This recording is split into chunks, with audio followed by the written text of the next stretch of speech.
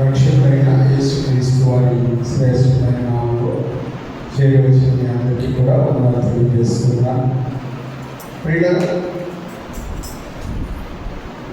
పరలోక ప్రార్థన చేసుకోండి. పరలోక ప్రార్థన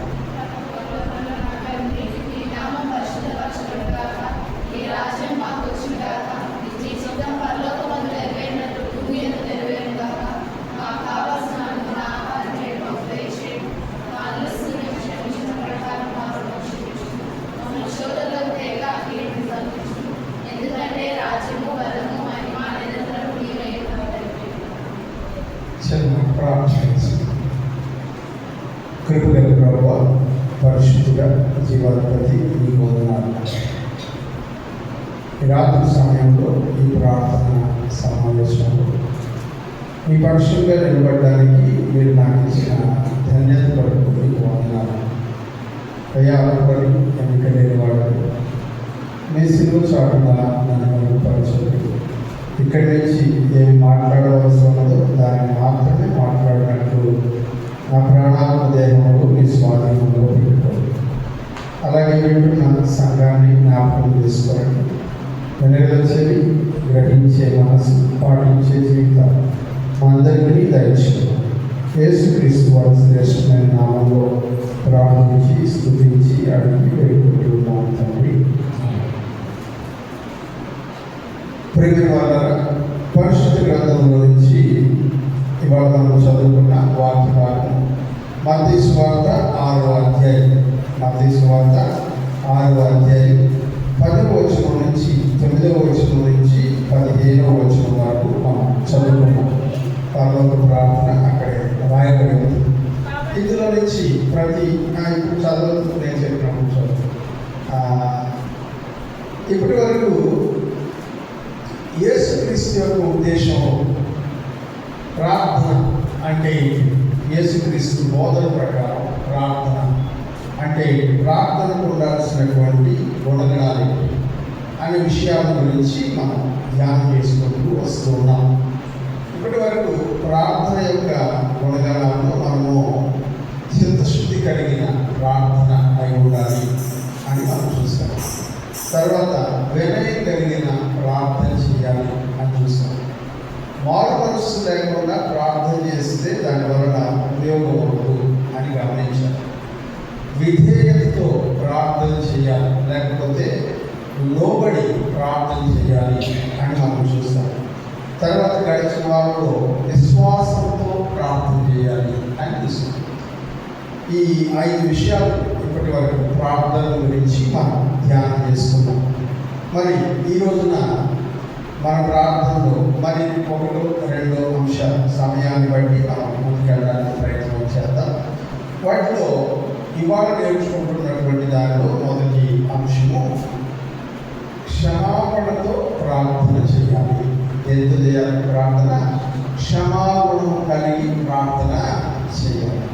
ఇది మన ప్రభు అయినటువంటి యేసుక్రీస్తు మనకు నేర్పించినటువంటి ప్రార్థన. యేసు ప్రభు 12 మంది శిష్యులు యేసు దగ్గరికి వచ్చి, అయ్యా మాకు ప్రార్థన నేర్పించు అని అడిగారు. ఏం నేర్పించమని అడిగారు? ప్రార్థన నేర్పించు అని అడిగారు. యోహాను బాప్తిస్మం ఇచ్చే యోహాను శిష్యులు అందరూ ప్రార్థన చేస్తున్నారు. మరి మాకే ప్రార్థన రావట్లేదు, ప్రార్థన ఎట్లా చేయాలో మాకు నేర్పించు అని అడిగితే యేసు ప్రభు ఈ ప్రార్థనని వాళ్ళకి మాదిరిగా ఉండడానికి ఈ ప్రార్థన చెప్పాడు. ఇప్పుడు చదువు. కాబట్టి మీరు ఇలా ప్రార్థన చేయండి. పరలోకమందున్న మా తండ్రి,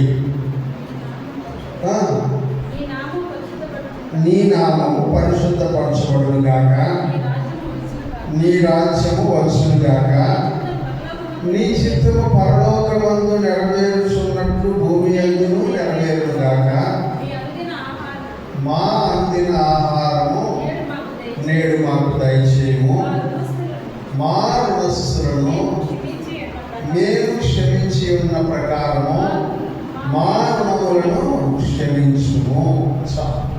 మనకు అవసరమైన వాటి పరలోకంలో ప్రార్థనలో యేసయ్య ఒక ముఖ్యమైనటువంటి అనేటువంటి పదాన్ని చెప్తున్నాడు. అదేంటంటే మా రుణస్థులను మేము క్షమించి ఉన్న ప్రకారము.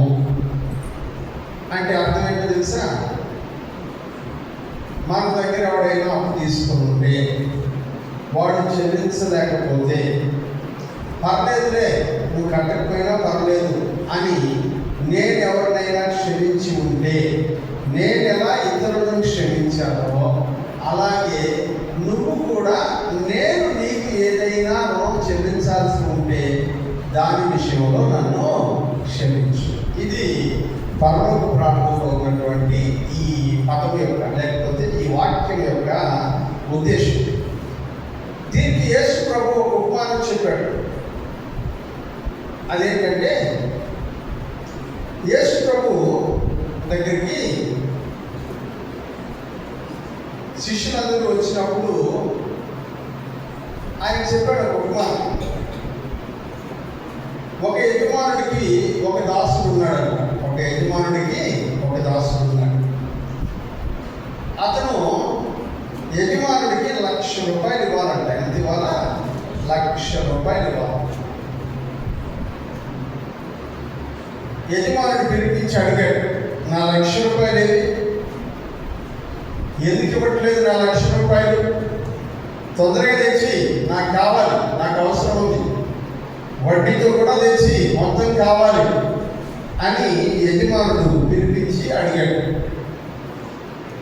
అప్పుడు ఆ దాసుడు అన్నాడంట, అయ్యా నేను నీ దగ్గర 1,00,000 రూపాయలు తీసుకున్నది వాస్తవమే, వడ్డీతో కూడా నీకు ఇవ్వాల్సింది వాస్తవమే, కానీ ప్రస్తుతం నా దగ్గర డబ్బులు లేవు, నాకు సమయం కావాలి, ఇస్తాను, నెమ్మదిగా అయినా సరే నీ అప్పు తీరుస్తాను, నాకు సమయం ఇవ్వు అని అడిగాడంట. ఎలా తీరుస్తావు? సమయం అయిపోయింది, సమయం ఇస్తాను, సరే బాగా ఉంది, ఇప్పటికే గడువు తీరిపోయింది, నువ్వు ఎలా తీరుస్తావు అని అడిగి ఆ యజమానుడు అన్నాడంట, కట్టబడేది రేపో, నీ పరిస్థితి చూస్తే నాకు అర్థమవుతుంది, నువ్వు కట్టే స్థితిలో లేవు, నాకు అర్థమవుతుంది, కట్టబడేది లేదు, వెళ్ళిపో, ఇదిగో ఈ కాగితం తీసుకెళ్ళి ఇచ్చి అవసరం లేదు అని చెప్పాడు. ఆ దాసుడు ఇంటికి వెళ్తున్నాడు, యజమానుడి దగ్గర నుంచి ఇంటికి వెళ్తున్నాడు. చాలా సంతోషంగా వెళ్తున్నాడు, అంతేనా కదా? చాలా సంతోషంగా వెళ్తున్నాడు. ఎందుకంటే 1,00,000 రూపాయలు అప్పుని యజమానుడు మాఫీ చేశాడు. నువ్వు కట్టాల్సిన పర్లేదు, వెళ్ళిపో అన్నాడు. 1,00,000 రూపాయలు బాకీ తీర్చాల్సిన అవసరం లేకుండా క్షమించేశాడు ఆయన్ని. కాబట్టి చాలా సంతోషంతో వెళ్ళుండాలా యజమానుడి దగ్గరికి, ఇంటికి యజమానుడి దగ్గర నుంచి ఈ దాసు అలా వెళ్తూ ఉండగా ఆ దాసుడి దగ్గర ఇంకొకడు 1,000 రూపాయలు అప్పు తీసుకున్నాడు. దాసుడి దగ్గర ఇంకొకటి ఎంత తీసుకున్నాడంటే 1,000 రూపాయలు అప్పు తీసుకున్నాడు. అప్పుడు దారిలో కనబడినటువంటి ఆ దాసుడిని చూసి, ఏరా నా 1,000 రూపాయలు తీసుకున్నావు కదా, ఎప్పుడు ఇస్తావు నువ్వు అని అడిగాడంట. అన్నా లేవన్నా, ఇస్తానన్నా, నీకు కాదనట్లేదన్నా, నా రోజు రాగలనా, ఇస్తానన్నా, ఇబ్బందుల్లో ఉన్నానన్నా, తెచ్చిస్తానన్నా అన్నాడంట. కానీ వాడు ఒప్పుకోలేదు. నువ్వు తెచ్చిస్తావా లేకపోతే జైలుకి పోతావా? ఏదో ఒక విషయం చెప్పు, నీ మీద నేను కేసు పెడుతున్నా, నా డబ్బులు నాకు తెచ్చి అని చెప్పి కేసు పెట్టి వాడిని జైల్లో ఎక్కించాడు. ఈ విషయం అతనితోటే పని చేసే మిగిలినటువంటి పని వాళ్ళందరికీ తెలిసింది. తెలిసి యజమానుడి దగ్గరికి వెళ్ళి, అయ్యా వాడు నీకు 1,00,000 రూపాయలు ఇవ్వాల్సి ఉంటే నేను ఇప్పుడు కట్టలేదయ్యా, నిదానంగా ఇస్తానులే అని నేను అడిగితే నువ్వు వాడిని క్షమించి, నువ్వు కట్టలేవు లేదా, నీ పరిస్థితి నాకు అర్థం అవుతుంది, కట్టబడలేదు రేపో అని పంపించేసావు కదా. వాడు ఏం చేశాడు తెలుసా? ఇంటికి వెళ్తా ఉంటే దారిలో మన దగ్గర పనిచేసి ఇంకొకడు వాడి దగ్గర 1,000 రూపాయలు అప్పు తీసుకుంటే అది ఇవ్వలేదని వాడి మీద కేసు పెట్టి జైల్లో పెట్టించాడయ్యా అన్నారు. ఇప్పుడు ఆ యజమానుడు ఏం చేస్తాడో తెలుసా? వాడు పిలిపించి 1,00,000 రూపాయలు నాకు ఇవ్వాలని వాడి మీద కేసు పెట్టి వాడిని తీసుకెళ్ళి జైల్లో వేయించి వాడితో మాట్లాడుతూ అంటాడంట, నేను నిన్ను 1,00,000 రూపాయలు అప్పు ఇవ్వాల్సి ఉంటే కట్టబడలేదు రేపు మరి వాడిని ఇయ్యాల్సింది 1000 రూపాయలే కదా. దాని విషయంలో నువ్వు వాడిని ఎందుకు క్షమించలేకపోయావు? నువ్వు ఇంకొకరిని క్షమించలేనప్పుడు నీకు కూడా క్షమాపణ దొరకదు అన్నాడు. హల్లెలూయా. యేసు ప్రభువు పరలోక ప్రాంతంలో చెప్తున్నటువంటి ఈ మాటకి యేసు ప్రభువే చెప్పినటువంటి ఈ ఉపమానము ఒక మంచి ఉదాహరణ. దేవుడి దగ్గర మనం చాలాసార్లు క్షమాపణ అడుగుతాం. అయ్యా నన్ను క్షమించయ్యా, నేను పొరపాటు చేశానయ్యా, నేను పాపం చేశానయ్యా, నాకు తప్పైపోయిందయ్యా, నన్ను క్షమించయ్యా, ఇక మీద ఇట్లాంటి తప్పు చేయనయ్యా, ఇక మీద ఇట్లాంటి పాపం చేయనయ్యా అని దేవుడు అడుగుతూ ఉంటే దేవుడు మన పాపములను క్షమించాడు. దేవుడు మన పాపములను క్షమించాడు. ఇప్పుడు మనకు విరోధంగా కొంతమంది మన సంఘంలో ఉన్నటువంటి వాళ్ళు పాపం చేస్తూ ఉంటారు. ఎవరికి విరోధంగా? మనకు విరోధంగా కొంతమంది పాపం చేస్తూ ఉంటారు. మనకు విరోధంగా పాపం చేసినటువంటి వాళ్ళని మనం క్షమించడానికి ఇష్టపడం. ఎందుకు ఇష్టపడం అంటే మనకు వాళ్ళ మీద ఉన్నటువంటి కోపం, వాళ్ళు మనకు చేసినటువంటి ద్రోహం, వాళ్ళు మనకు చేసినటువంటి కీడు, దానిని భరించలేక మనము వాళ్ళ ఎట్టి పరిస్థితుల్లో క్షమించం అన్నట్లుగా కఠినంగా మనం వ్యవహరిస్తూ ఉంటాం. యేసయ్య అంటాడు, నేను నిన్ను క్షమించాను కదా, నువ్వు నాకు విరోధంగా ఎన్ని పాపాలు చేసావు, క్షమించాను కదా, ఎన్ని రకాలుగా నన్ను ఏడ్పించావు, క్షమించాను కదా, ఎన్ని రకాలుగా నన్ను దూషించావు, క్షమించాను కదా, ఎన్నిసార్లు అయ్యా ఈ పాపం ఇంక చేయనని చెప్పి క్షమాపణ అడిగి మళ్ళీ పోయి అదే పాపం చేసి ఉంటావు, నేను ఎన్నిసార్లు క్షమించుంటాను. మరి ఇన్నిసార్లు నేను క్షమించినప్పుడు నీ సహోదరుడు, నీతోటే ఉండేటువంటి మనిషి, నీలాగే పాపం చేసే అలవాటు ఉండేటువంటి మనిషి నీ దగ్గరికి వచ్చి నీకు విరోధంగా పాపమో తప్పో పొరపాటు చేసినప్పుడు సారీ క్షమించు అని నీ దగ్గరికి వస్తున్నప్పుడు నువ్వు వాడిని క్షమించలేకపోతూ ఉన్నావంటే నీ పాపాన్ని మాత్రము నేను ఎందుకు క్షమించాలి అని అడుగుతాను. హల్లెలూయా. అందుకే యేసయ్య అంటాడు, మేము మారణస్తులను క్షమించిన ప్రకారము మారణములను, అయ్యా నేను పలానా వాడు నా మీద ఇట్లా చెడ్డ మాటలు పలుకుతా ఉంటే మాట్లాడుకున్నట్టే దేవుడు చూస్తాడు, మిగతా అన్నీ ఆయన చూసుకుంటాడు, మనం క్షమించి వదిలేద్దాం అని నేను అనుకున్నాను ప్రభువా అని అంటే దేవుడు ఏమంటాడు తెలుసా? నువ్వు వాడిని క్షమించావు కదా, నేను నిన్ను క్షమిస్తాను అంటాడు. హల్లెలూయా. నేను నిన్ను క్షమిస్తాను అంటాడు. క్షమించడం అనేటువంటిది దైవ గుణము. హల్లెలూయా. ఎవరి గుణం అంటది? దేవుడి గుణం. క్షమించే మనస్సు నీకు ఉందంటే నువ్వు దేవుడితో సమానుడుగా నిలబడుతూ ఉన్నావు, లేకపోతే దేవుడి యొక్క లక్షణాలను పుణిపుచ్చుకొని బ్రతుకుతున్నావు ఈ లోకంలో.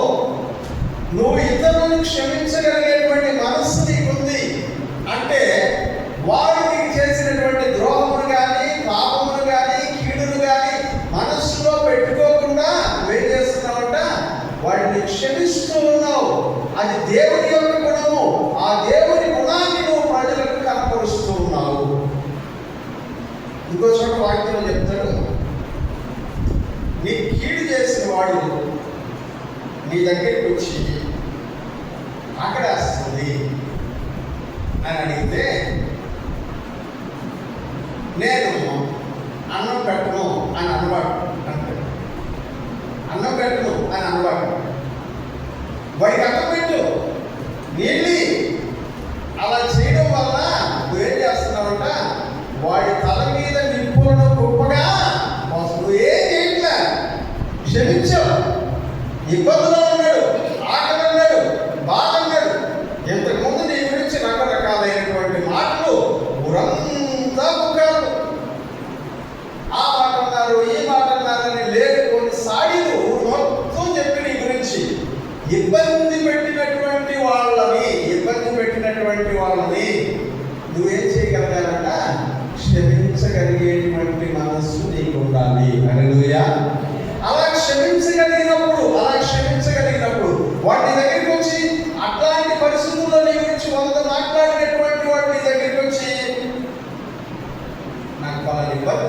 సహాయం చేయి అని అంటే, ఇంతకుముందు ఇట్లా ఉన్నాగా అని దాన్ని అవకాశంగా తీసుకుని మాట్లాడకుండా నువ్వు క్షమిస్తే ఎట్లుంటుందంటే అవతల వాడికి గొప్ప నిప్పుల్ని గొప్పగా తీసుకొని పోయి వాడి తల మీద వస్తే ఎట్లుంటుందో అటు ఉంటుంది. హల్లెలూయా. ఇది క్షమాపణ గురించి దేవుడి వాక్యంలో చెబుతున్నటువంటి కొన్ని మనసుకు 2-3 విషయాలు నేను మీకు జ్ఞాపకం చేశాను. క్షమాపణ అనేది దైవ గుణం, అది మనుషుల గుణము కాదు.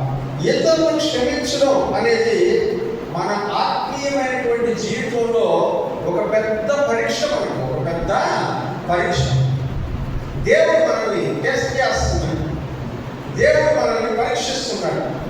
నేను వీడు చాలా పాపాలు చేశాను కదా, నేను వీళ్ళని క్షమించాను కదా, వీడు నాలాగే ఇంకొకరిని క్షమించగలిగే గుణం కలిగి ఉన్నాడా లేదా అని వీడు పరీక్షిస్తున్నాడు. నేను క్షమాపణ అనేటువంటి క్షమించేటువంటి అవకాశాన్ని దేవుడు నీ ముందుకు తీసుకొస్తున్నాడు అంటే దేవుడు నిన్నేం చేస్తున్నాడు తెలుసా?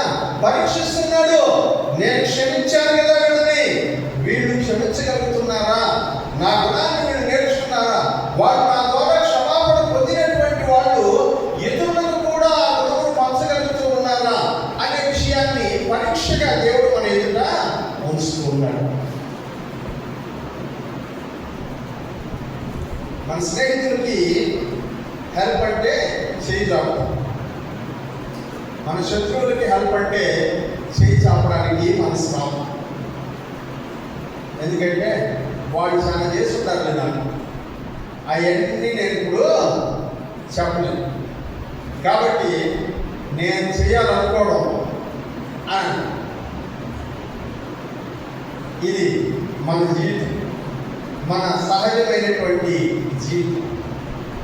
కానీ దేవుడు అంటాడు, నాలాగే నువ్వు క్షమించగలిగితే,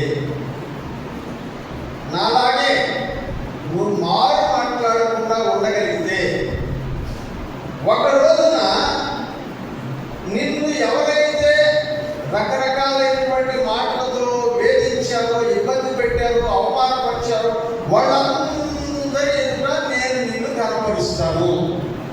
వారిని ఎదురు తలదించుకోవాల్సినటువంటి పరిస్థితి ఏర్పడుతుంది. చదువుతామా? మత్తయి సువార్త 5వ అధ్యాయం, మత్తయి సువార్త 5వ అధ్యాయం 22 నుంచి 26 వచనాల వరకు.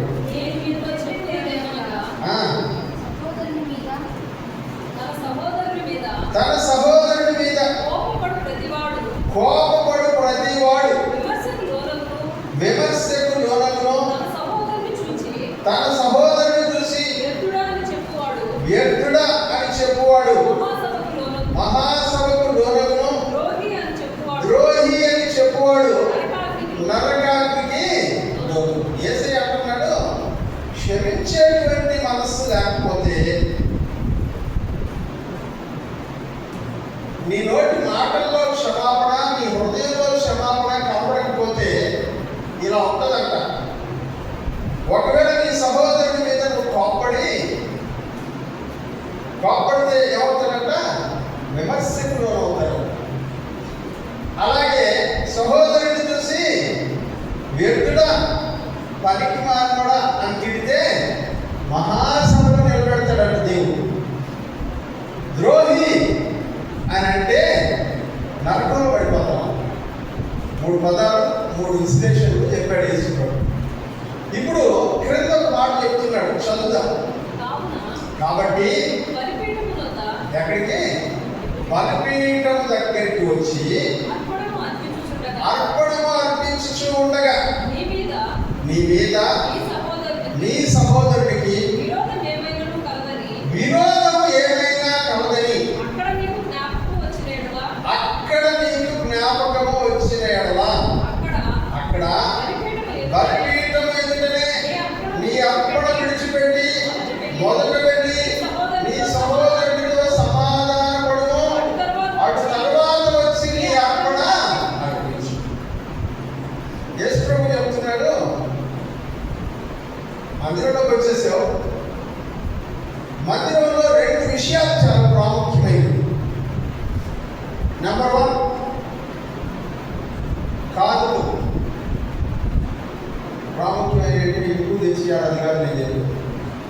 మనము చేసేటువంటి ఆరాధనలో 2 విషయాలు చాలా ప్రాముఖ్యమైనవి.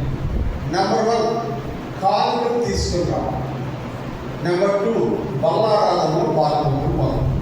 ఆ 2 లాస్ట్లోనే ఉంటాయి. ఇక్కడ అర్పణ తీసుకురావడం అంటే దేవునికి కానుక తీసుకొని రావడం అని ఒక అర్థం. అక్కడ బలిపీఠాన్ని గురించి చెప్పారు కాబట్టి మన కొరకు బలి అయినటువంటి యేసుక్రీస్తుని జ్ఞాపకము చేసుకోవడం బల్లారాధన. ఇవి 2 అక్కడ సూచనలు.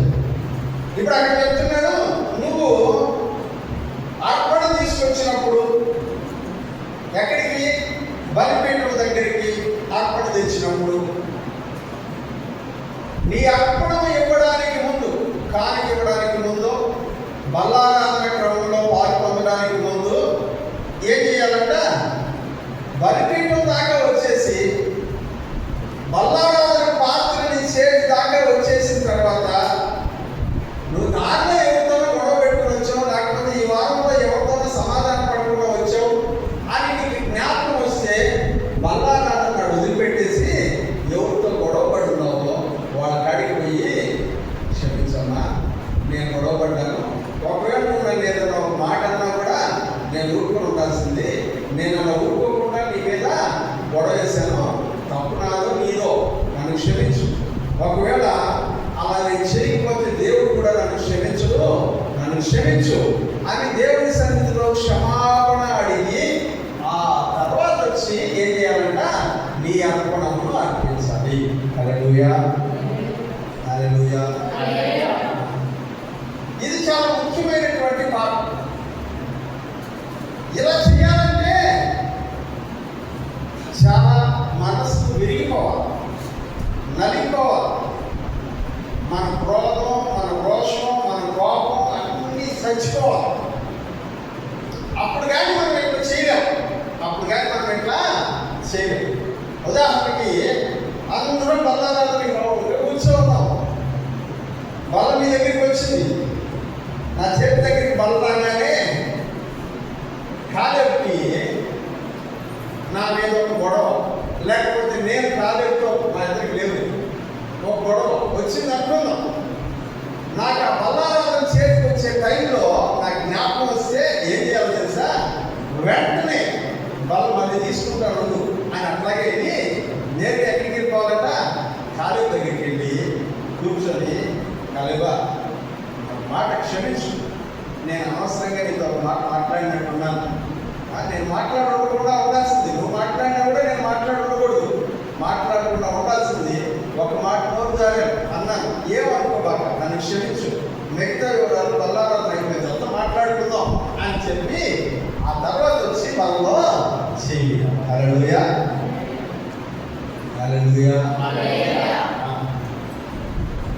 ఇది క్షమించేటువంటి తత్వం, ఇది క్షమించేటువంటి తత్వం. చెప్పండి, ఎందుకు మాటలు చదవు.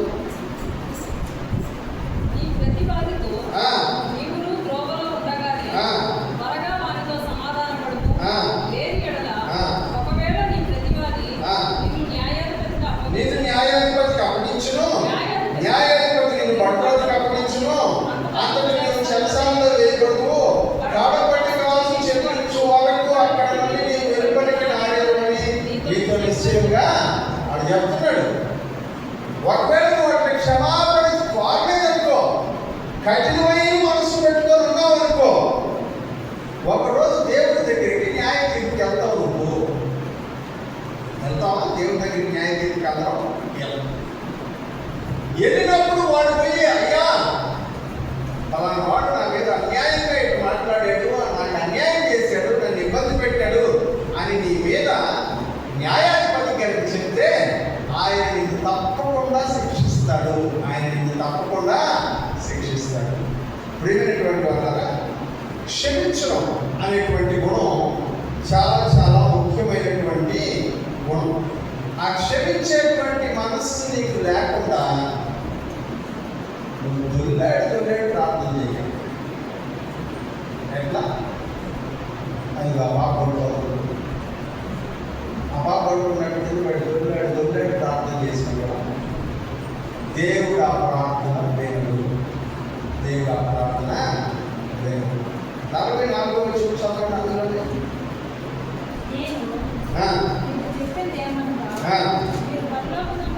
మీరు పరలోకమందున్న మీ తండ్రి కుమారులై ఉండునట్లు ఏం చేయాలంట? మీ శత్రువులను ప్రేమించుడి, మిమ్మల్ని హింసించిన వారి కొరకు ఎవరి కొరకు ప్రార్థన చేయాలంట? మీరు గమనించినారా? మీ ప్రార్థనలో ఎవరి కోసం ప్రార్థన చేస్తున్నప్పుడు ఇస్తుందా మీ దగ్గర? ఏమో అసలు ఎవరి కోసం చేయడం, మా కోసం మేము చేసుకుంటున్నాం, ఇంకెవరి కోసం చేయడం కదా. అలా కాదు. నువ్వు ఎవరి కోసం ప్రార్థన చేస్తున్నావో ఆ లిస్ట్ ఒకసారి చూసుకోండి. ఒకవేళ మీ దగ్గర డైరీ ఉంటే ప్రార్థన చేసేటప్పుడు వాళ్ళ మీద మీకుంటే ఫీలింగ్ రాసుకోండి. కొంతకాలం తర్వాత వాళ్ళ కోసం ప్రార్థన చేయడం నువ్వు ఆపేస్తుంటే ఆ ప్రార్థన ఎందుకు ఆపేసావో కూడా కారణం రాసుకో. ప్రభా, ఈ ప్రార్థనకు జవాబు ఇచ్చావు, వందనాలు, ఇంక నేను దీని కొరకు ప్రార్థన చేయడం అనేది రాసుకో. కొన్ని విషయాలు నువ్వు రాయకుండా వెళ్ళిపోతుంటావు, ప్రార్థన చేయడం మానేస్తావు వాళ్ళ కోసం. ఎందుకంటే వాళ్ళకి నీకు మనస్పర్ధలు వచ్చేసి ఉంటాయి. ప్రార్థనే చేయకూడదు వాళ్ళ కోసం. ఏం చేయాలంట? ప్రార్థనే చేయలేము. వాళ్ళు ఎంత కష్టంలో ఉండదు కాక నువ్వు ప్రార్థన చేయవు. వాళ్ళు ఎంత ఇబ్బందిలో ఉండదు కాక నీకు ప్రార్థన చేయడానికి మనసు రాదు. ఎందుకంటే నీ మనసులో వాళ్ళని క్షమించేటువంటి గుణము లేదు. నీ మనసులో వాళ్ళని క్షమించే గుణము. అందుకనే ఈ మాట చెప్తున్నాడు ఆయన. నేను మీతో చెప్పినది ఏమనగా, పరలోకమందున్న తండ్రికి మీరు కుమారులై ఉండునట్లు మీ శత్రువులను ప్రేమించండి, మిమ్మల్ని బాధ పెట్టినటువంటి వారి కొరకు ఎక్కడ ప్రార్థన చేయాలి? బాధ పెట్టిన వరకు లేకుండా చేసి ప్రభువుని అదే ప్రార్థన. ప్రభు వచ్చి ఆయుధాలను చూపించాలి నువ్వు, అదే ప్రార్థన. వాళ్ళ కోసం ప్రార్థన చేయబట్టి అదేనా మనం చేసే ప్రార్థన. చూడండి, చదవండి అన్నమాట. చదవండి.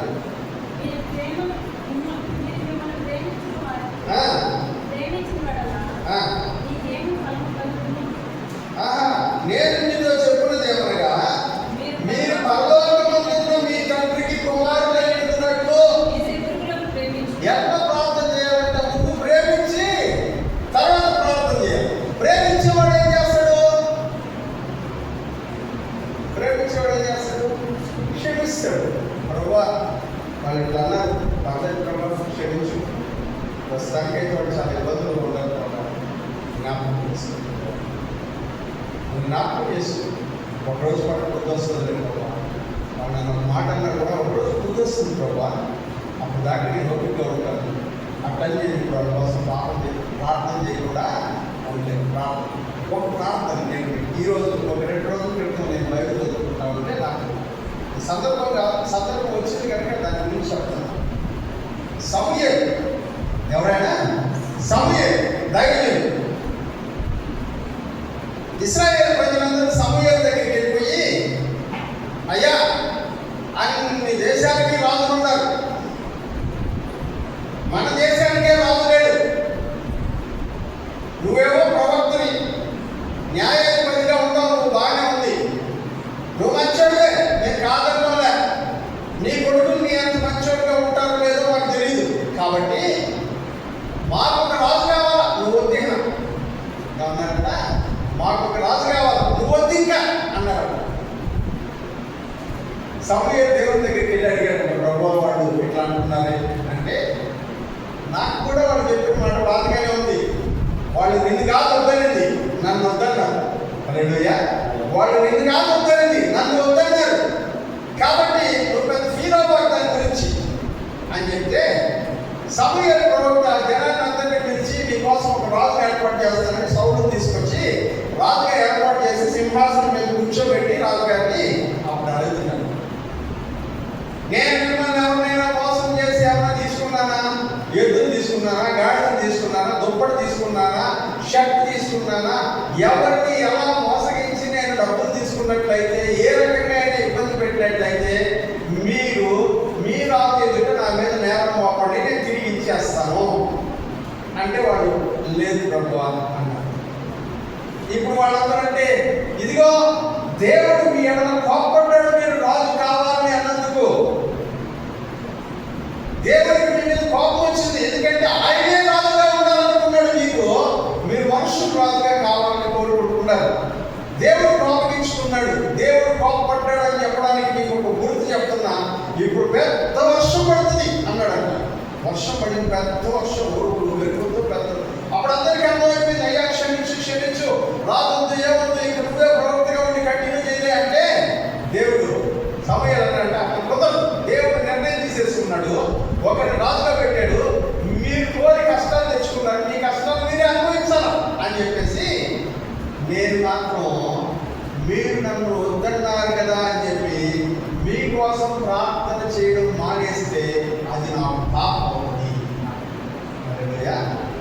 మీకోసం మీరు కష్టాల్లో ఉన్నప్పుడు, ఇబ్బందుల్లో ఉన్నప్పుడు నేను ప్రార్థన చేయడం మానేస్తే అది నాకేమవుతుందంట, పాపం అవుతుంది. అంటే అర్థం ఏంటో తెలుసా? క్షమించలేనటువంటి ప్రార్థన పాపము, క్షమాగుణము లేనటువంటి ప్రార్థన పాపం అయిపోతుంది. అందుకనే దావీదు భక్తుడు కీర్తనలో అంటాడు, ప్రభువా వారి ప్రార్థన పాపమగును గాక అంటాడు. వాడి ప్రార్థన పాపం, ఈ దృష్టిలో అది పాపం. ఎందుకంటే వాడికి మంచి తెలియదు, క్షమించడం తెలియదు, ప్రేమించడం తెలియదు, ఏమీ తెలియదు. వాడి ప్రార్థన పాపమగును గాక అన్నాడు. మరొక మాట చదువుకుందాం, అక్కడే 45వ వచనం. ఆయన చెడ్డవారి మీదను మంచివారి మీదను తన సూర్యుని ఉదయింపజేసి నీతిమంతుల మీదను అనీతిమంతుల మీదను వర్షము. దేవుడు ఏం చేస్తున్నాడంట? వాడు నీతిమంతుడా, వాడు మంచుడా కాదా, అవన్నీ చూసి వాన పంపించడం లేదంట. నీతిమంతుడైనా నీతిమంతుడు కాకపోయినా అందరికీ వర్షము, అందరికీ వెలుగులు, అందరికీ చల్లదనం, అందరికీ మంచు దేవుడు ఇస్తూనే ఉన్నాడు. అట్లాగే దేవుడి బిడ్డలైనటువంటి నువ్వు కూడా ఎదుటి వారిని మంచి చెడులతో నిమిత్తం లేకుండా నువ్వు చేయగలిగినటువంటి దాన్ని అందరికీ చేస్తూ ఉండాలి. ఇది క్షమాగుణము. వాడిని కీడు చేసినా కూడా నువ్వు చేసేదాన్ని చేస్తూ ఉండాలి. ఇది క్షమాగుణము. మత్తయి సువార్త 6:14 చదువుకుందాం. మనుషుల అపరాధములను మీరు క్షమించిన ఎడల మీ పరలోకపు తండ్రి మీ అపరాధములను క్షమించును. మీరు మనుషుల యొక్క అపరాధములను క్షమిస్తే అప్పుడు మీ అపరాధములను ఇంకొకరు క్షమిస్తారు. హల్లెలూయా, హల్లెలూయా. ముందు మనకి ఎవరైనా కీడు చేస్తే ముందు నువ్వు క్షమించు, తర్వాత దేవుడు నీకు క్షమిస్తాడు. అంతేగాని నువ్వెవరిని క్షమించకుండా దేవుడి దగ్గరికి పోయి నన్ను క్షమించయ్యా అంటే నీ పాపం అట్టే నిలిచి ఉంటుంది. నీ పాపం అట్లాగే నిలిచి ఉంటుంది. మత్తయి సువార్త 18:21 కూడా చదువుతుంది.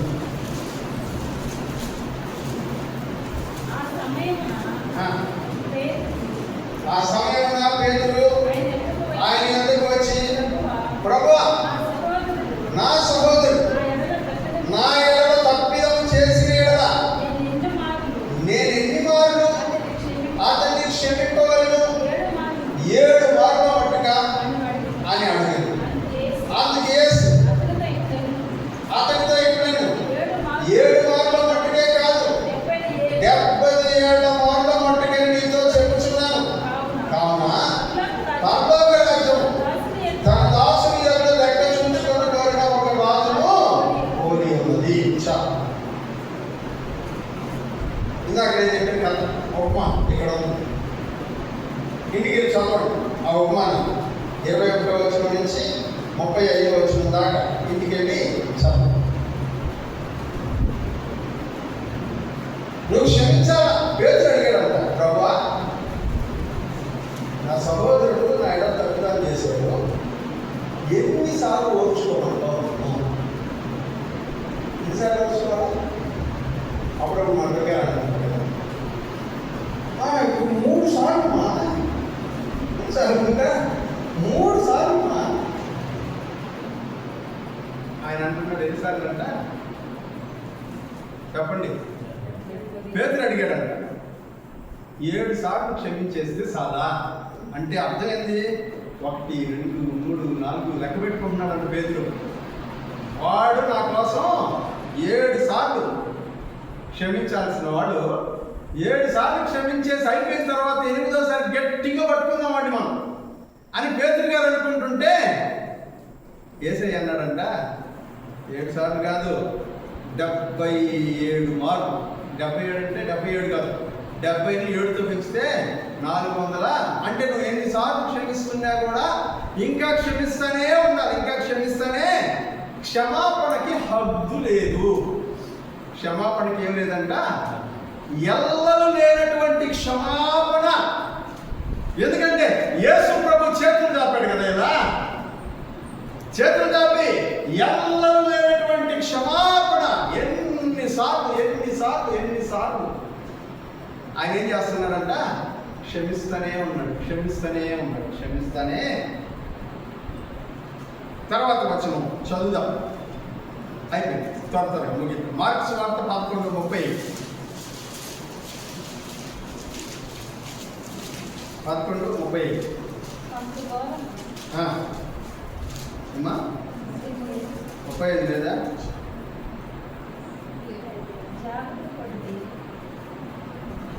సారీ, మత్తయి సువార్త చూడండి.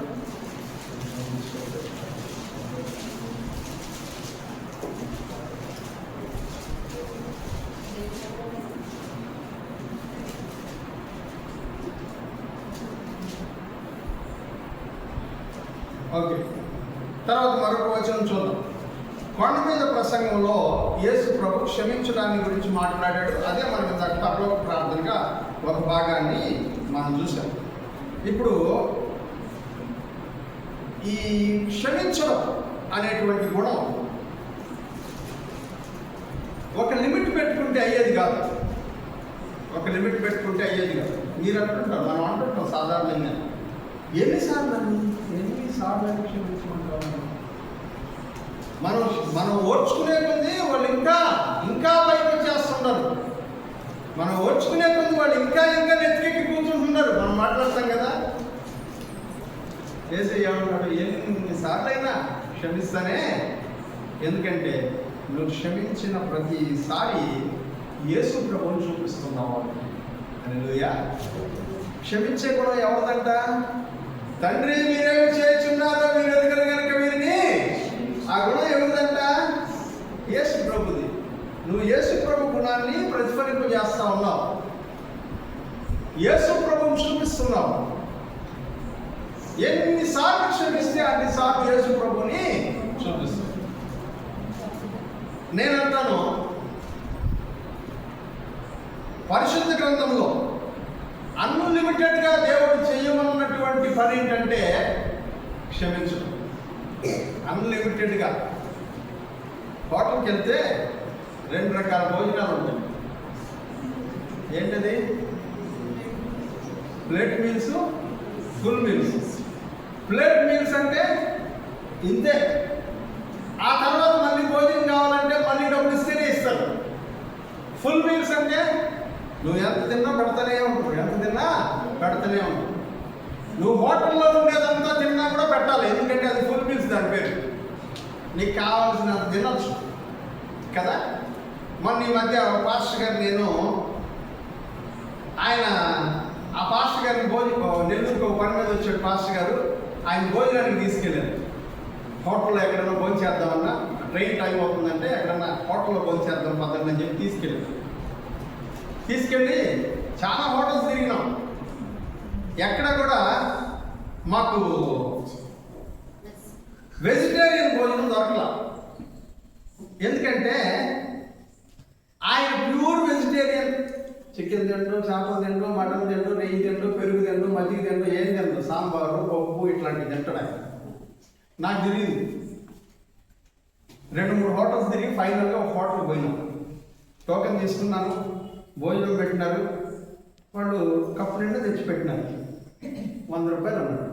సరే రేట్ పెరిగిందేమో, మామూలుగా ప్లేట్ మీల్స్ తక్కువ ఉంటుంది కదా అని అనుకొని 100 రూపాయలకి భోజనం తీసుకున్నాం. తింటా ఉంటే పాస్టర్ గారు భోజనం సరిపోలేదు, అమ్మ ఇంకొక కప్ రైస్ తెచ్చేవండి, ఎక్స్ట్రా రైస్ అన్నాను.